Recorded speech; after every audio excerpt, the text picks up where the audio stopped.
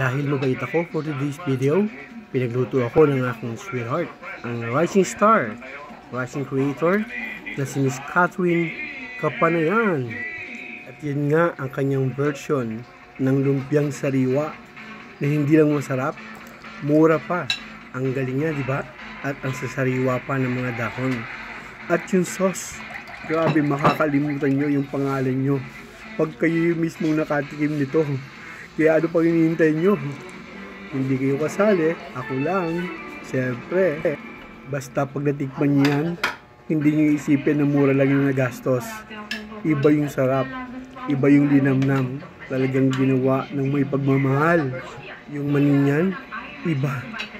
Pag kigat-kigat mo, lumalagutok. Ang sarap. At yung balot, ibang level. Napaka-perfect. Kaya tignan nyo na lang para mabusog na rin kayo.